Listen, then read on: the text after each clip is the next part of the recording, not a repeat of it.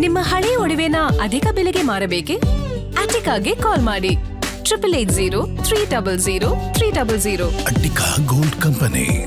ದೇಶದ ಅತ್ಯುನ್ನತ ಪ್ರಧಾನಿ ಹುದ್ದೆಗೇರಿದ್ರು ದೇವೇಗೌಡರ ಕುಟುಂಬ ತವರು ಮಣ್ಣಿನ ಮೇಲಿನ ಮಮಕಾರವನ್ನ ಮಾತ್ರ ಎಂದಿಗೂ ಬಿಟ್ಟಿಲ್ಲ. ದೊಡ್ಡಗೌಡರಿಗೆ ರಾಜಕೀಯ ಶಕ್ತಿಯಾಗಿದ್ದ ಚೆನ್ನಮ್ಮ ವಿಧಿವಶರಾಗಿ ನಾಳೆ ಮಣ್ಣಲ್ಲಿ ಮಣ್ಣಾಗ್ತಿದ್ದಾರೆ. ರಂಗನಾಥ ಸ್ವಾಮಿ ಬೆಟ್ಟದ ತಪ್ಪಲಿನಲ್ಲೇ ಸ್ವರ್ಗಸ್ಥರಾಗ್ತಿದ್ದಾರೆ. ಅಷ್ಟಕ್ಕೂ ದೈವ ಸನ್ನಿಧಿಯಲ್ಲಿ ಅಂತ್ಯಕ್ರಿಯೆ ಮಾಡ್ತಿರೋದ್ಯಾಕೆ ಅನ್ನೋದರ ಸ್ಪೆಷಲ್ ರಿಪೋರ್ಟ್ ಇಲ್ಲಿದೆ ನೋಡಿ.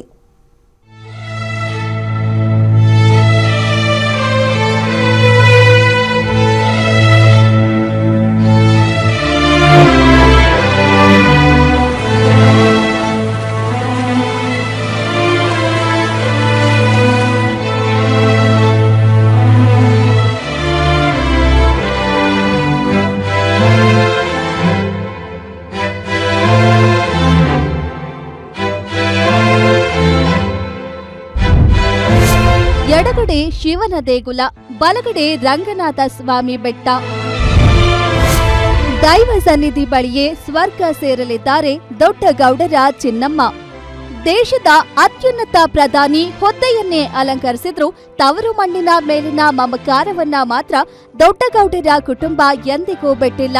ಮಾಜಿ ಪ್ರಧಾನಿ ಎಚ್.ಡಿ. ದೇವೇಗೌಡರ ಯಶಸ್ಸಿನ ಹಿಂದಿನ ಶಕ್ತಿಯಾಗಿದ್ದ, ಇಡೀ ಗೌಡರ ಕುಟುಂಬದ ಆಧಾರ ಸ್ತಂಭವಾಗಿದ್ದ ಮಾತೃಶ್ರೀ ಚೆನ್ನಮ್ಮ ಅವರು ಇಹಲೋಕ ತ್ಯಜಿಸಿದ್ದು, ಅವರ ಅಂತ್ಯಕ್ರಿಯೆಯನ್ನ ರಂಗನಾಥ ಸ್ವಾಮಿ ಬೆಟ್ಟದ ತಪ್ಪಲಿನಲ್ಲೇ ನೆರವೇರಿಸಲು ಸಕಲ ತಯಾರಿಗಳನ್ನ ಮಾಡಲಾಗ್ತಿದೆ.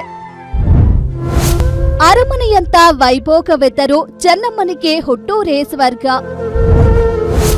ಆರಾಧ್ಯ ದೈವದ ಮಡಿಲಿನಲ್ಲೇ ಮಣ್ಣಾಗಲಿರೋ ಅನ್ನಪೂರ್ಣೇಶ್ವರಿ.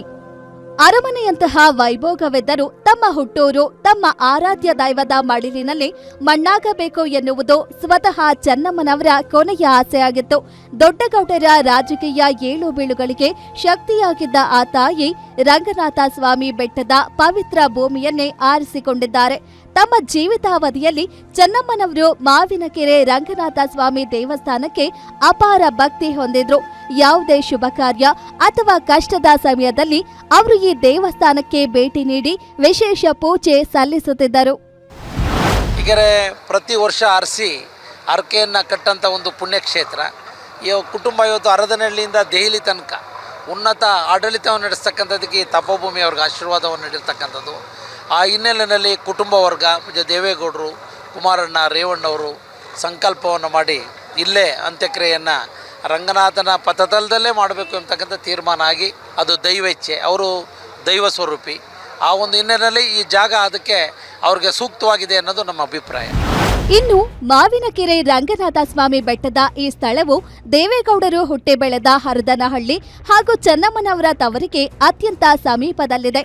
ಈ ಬೆಟ್ಟದ ತಪ್ಪಲು ಗೌಡರ ಕುಟುಂಬದ ಭಾವನಾತ್ಮಕ ಏಳಿಗೆಗೆ ಸಾಕ್ಷಿಯಾದ ಜಾಗ. ಅದಕ್ಕಾಗಿಯೇ ಇಡೀ ಕುಟುಂಬ ಸಮ್ಮತಿಸಿ ಸಕಲ ಧಾರ್ಮಿಕ ವಿಧಿವಿಧಾನಗಳೊಂದಿಗೆ ರಂಗನಾಥ ಸ್ವಾಮಿ ಬೆಟ್ಟದ ಪವಿತ್ರ ತಪ್ಪಲಿನಲ್ಲೇ ಅಂತಿಮ ಸಂಸ್ಕಾರಕ್ಕೆ ಸಿದ್ಧತೆ ನಡೆಸಿದೆ. ನಮ್ಮತ್ತೆ ತುಂಬಾ ಶಿವಭಕ್ತರು.